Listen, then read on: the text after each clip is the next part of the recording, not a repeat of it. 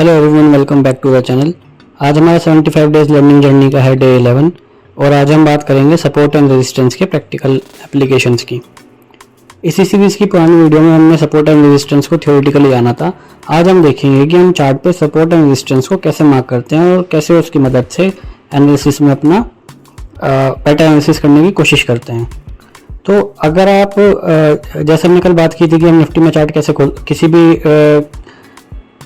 किसी भी शेयर का चार्ट या किसी इंडेक्स का चार्ट हम निफ्टी इसमें ट्रेडिंग व्यू में कैसे खोलते हैं, तो वो हमने कल सीख लिया था। आज हम बात करेंगे कि आगे उसमें हम सपोर्ट एंड रेजिस्टेंस कैसे मार्क करें। तो जब आपके सामने चार्ट खुल के आएगा, मान लीजिए अभी ये निफ्टी का हमने वीकली चार्ट ओपन किया हुआ है, तो यहाँ पे लेफ्ट में जो ये वाला जो पैनल है, यहाँ पे ट्रेंड लाइन एंड टूल्स में जाके आप एक यहाँ पे ट्रेंड लाइन उठा सकते हैं। इसकी मदद से आप कोई भी एक लाइन यहाँ पे ड्रॉ कर सकते हैं। तो सपोज कीजिए हमें कोई यहाँ से लेके एक लाइन ड्रॉ करनी है, तो हम इसको एक बार क्लिक करेंगे और फिर उसको जहाँ पे हमें इसको एंड करना है वहाँ पे ले जाके क्लिक कर देंगे और फिर ये वहाँ से लेके शुरुआत से लेके एंड तक ये लाइन ड्रॉ हो जाएगी। अब यहाँ पे बात आती है कि सपोर्ट एंड रेजिस्टेंस मार्क करते हुए बहुत सारे लोग क्या गलती करते हैं। एक्चुअली क्या होता है कि सपोर्ट एंड रेजिस्टेंस कभी भी एक सिंगल लाइन का जोन नहीं होता। ऐसा नहीं होता कि मान लीजिए 18,000 पे एग्जैक्ट सपोर्ट है या 19,000 पे एग्जैक्ट रेजिस्टेंस है। नहीं, सपोर्ट एंड रेजिस्टेंस एक जोन की तरह काम करते हैं। तो ऐसे में अगर हम एक सिंगल लाइन यहाँ पे चार्ट पे डाल देंगे तो बहुत बार संभावना ये बनती है कि प्राइस उसके थोड़ा सा ऊपर या थोड़ा सा नीचे जाए और वहां से पलट जाए। हमने अंदाजा तो सही लगा लिया सपोर्ट एंड रेजिस्टेंस का, लेकिन एग्जैक्ट नहीं लगा सकते। एग्जैक्ट हम अगर ट्रेंड लाइन खाली एक लाइन ड्रॉ कर देंगे तो हम सोचेंगे कि एग्जैक्ट यही से घूमना चाहिए, तो ऐसा वहां पे नहीं होता। वहीं पे ही ट्रेडर कंफ्यूज होता है, उसको लगता है कि सपोर्ट ब्रेक हो गया, रेजिस्टेंस ब्रेक होगी, लेकिन अगर वो उसको एज अ जोन मार्क कर देगा, मान लीजिए मैं इसको एज अ जोन मार्क करता हूँ यहाँ पे, अभी बजाय एक स्ट्रेट लाइन के हिसाब से मैं इसको जोन मार्क कर देता हूँ। यहाँ पे यहाँ से लेके यहाँ तक मैंने एक जोन मार्क कर दिया, तो ये इसकी मान लो मैं मार्क कर रहा हूँ, तो ये एक जोन मैंने मार्क कर दिया। अब बहुत हद तक चांस है कि इसी जोन के अंदर अगर मान लीजिए इसको सपोर्ट लेना है तो सपोर्ट लेके वापस से यहाँ पे बढ़ जाए, या फिर पहले जैसे प्राइस यहाँ से रेजिस्टेंस ले रहा था तो रेजिस्टेंस लेके नीचे आ जाए।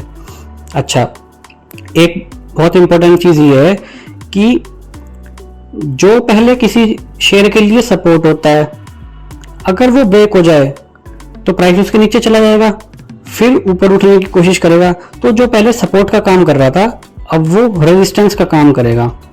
और सिमिलरली अगर कोई पहले रेजिस्टेंस का काम कर रहा था और अब अगर वो वहां से ब्रेक कर जाए और ऊपर चला जाए, तो अब जो पहले रेजिस्टेंस का काम कर रहा था वो उसके लिए एक सपोर्ट का काम करेगा।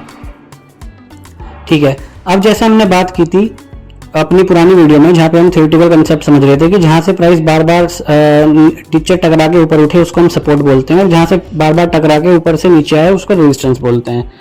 और हमने बात करी थी कि सपोर्ट एंड रेजिस्टेंस एक हॉरिजॉन्टल भी हो सकता है और एक कोई ट्रेंड लाइन के हिसाब से भी हो सकता है। तो अभी हम कुछ एप्लीकेशंस देखते हैं। मैंने आपको एक ये जोन तो बनाना सिखा दिया, लेकिन अभी हम थोड़ा इजी रखने के लिए सिंपल एक ट्रेंड लाइन के हिसाब से थोड़ा सा यूज इसको करना देखते हैं। तो जब ये कोविड का फॉल आया था और उसके बाद मार्केट ऊपर उठनी शुरू हुई थी और ऊपर पहुंची थी, ये 2021 तक ऊपर चढ़ती रही थी, तब ऐसा नहीं है कि बार बार प्राइस नीचे नहीं आया था। मान लीजिए यहाँ पे प्राइस नीचे आया फिर चढ़ा, फिर यहाँ पे नीचे आया फिर चढ़ा। लेकिन अगर हम एक ट्रेंड लाइन का एक सपोर्ट डाल दें, जो कि कुछ ऐसे एक ट्रेंड लाइन डाल दी थी, तो आप देखेंगे कि बार बार प्राइस उसी ट्रेंड लाइन पे टकराता था, सपोर्ट लेता था और वापस उठ जाता था, टकराता था, सपोर्ट लेता था, उठ जाता था, टकराता था, सपोर्ट लेता था, उठ जाता। ऐसे कर करके उसने जब ये ब्रेक कर दिया तो वापस ऊपर उठना चाहा, और जैसे हमने बात की थी कि जो पहले सपोर्ट का काम करता है अगर वो ब्रेक हो जाए फिर वो रेजिस्टेंस का काम करेगा, तो उसने वहां से रेजिस्टेंस लिया और फिर टकरा के नीचे आना शुरू हो गया। अब इस पूरे टाइम फ्रेम में बहुत बार ऐसी खबर आई होंगी कि बस बाजार बहुत बढ़ गया और कितना बढ़ेगा, नीचे गिरेगा, लेकिन जो टेक्निकल एनालिस्ट है उसने तो अपना एक सपोर्ट का एरिया मार्क किया हुआ होगा, उसको पता समझ में आ रहा होगा कि मुझे तो एग्जैक्ट डिसीजन तभी लेना है जब मेरा सपोर्ट टूटेगा। बेवजह पैनिक होने की जरूरत नहीं है। अगर हम एक चीज और देखते हैं, मान लीजिए जब ये फॉल चल रहा था 2021 से अक्टूबर 2021 से लास्ट ईयर तक का जो फॉल है, वहां पे भी अगर हम एक रेजिस्टेंस ड्रॉ करने की कोशिश करें तो भी हम देखेंगे कि एक ट्रेंड लाइन की एक रेजिस्टेंस थी जिससे बार बार प्राइस टकराता था, नीचे आता था, टकराता था, नीचे आता था, टकराता था, नीचे आता था। फिर जब उसने ब्रेक करके ऊपर चला गया तो जो पहले रेजिस्टेंस का काम कर रहा था वो सपोर्ट का काम करने लग गया। और अगर आप अभी भी देखेंगे, बेवजह आजकल भी लोग पैनिक कर रहे हैं कि बाजार अब यहां से कहां जाएगा, क्या हो जाएगा, लगातार 2 हफ्ते से गिर रहा है। अगर अभी भी आप खुद से सपोर्ट मार्क करने की कोशिश करेंगे तो इमीडिएट सपोर्ट तो एक यहीं पे 19,200 से 300, क्योंकि हमने बात की कि कभी भी एक पर्टिकुलर कोई प्राइस को सपोर्ट नहीं होता, एक जोन होता है। तो अगर हम देखें तो 19,200 से लेकर 19,300 के आसपास का एरिया, जो ये जो एरिया है यहाँ, सबसे पहले तो इमीडिएट सपोर्ट का काम यही करेगा। फिर उसके बाद में ये जो नीचे वाला एरिया है 18,700 से लेके 18,800 के आसपास का एरिया, 18,700 18,850 के आसपास का, ये वाला एक बहुत सपोर्ट जोन का काम, बहुत स्ट्रॉन्ग सपोर्ट जोन का काम करेगा, क्योंकि पहले ये बहुत जबरदस्त रेजिस्टेंस इसकी रह चुकी है। तो बेवजह पैनिक करने की जरूरत नहीं है। जब ये टूटेगा तो आपको भी चार्ट पे दिखेगा, तब आप अपने फर्दर आप उस पर एनालिसिस कर सकते हैं।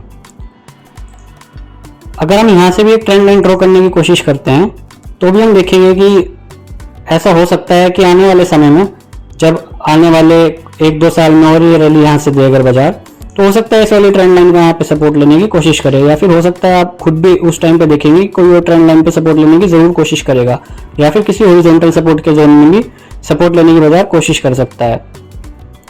अब आपका आज के लिए होमवर्क भी है, जैसे हमने वीकली टाइम फ्रेम में सपोर्ट एंड रेजिस्टेंस ड्रॉ किए हैं, मैं इसको हटा देता हूं।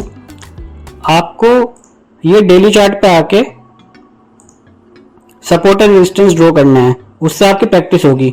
जैसे अभी पिछला फॉल जो चल रहा था वो भी एक पैरेलल चैनल के अंदर ही फॉल चल रहा था, बेवजह परेशान होने की उसमें भी जरूरत नहीं थी। मान लीजिए इसकी रेजिस्टेंस ये था और ये सपोर्ट था, इसको बोलते हैं पैरेलल चैनल में चलना। प्राइस तब भी पैरेलल चैनल में चल रहा था, जैसे इसका ब्रेकआउट आया बाजार फिर से दौड़ने लगा। ऐसे ही आपको horizontal support, trend line support daily chart पे मार्क करने हैं निफ्टी के। फिर धीरे धीरे आप इसको बैंक निफ्टी पे भी अप्लाई करके देख सकते हैं और फिर शेयर्स पे भी अप्लाई करके देख सकते हैं। आने वाले समय में हम और भी बहुत से तरीके से हम सपोर्ट और ट्रेंड लाइन मार्क करने की कोशिश करेंगे, क्योंकि यहाँ अगर किसी ने महारत हासिल कर ली तो समझ लिए 70% तो उसने चार्ट देखना और टेक्निकल एनालिसिस समझो सीख लिया। अगर आपको आज की वीडियो अच्छी लगी हो तो चैनल को सब्सक्राइब करना ना भूलें, और आने वाली अच्छी वीडियोस देखने के लिए चैनल से जुड़े रहें। Thank you so much.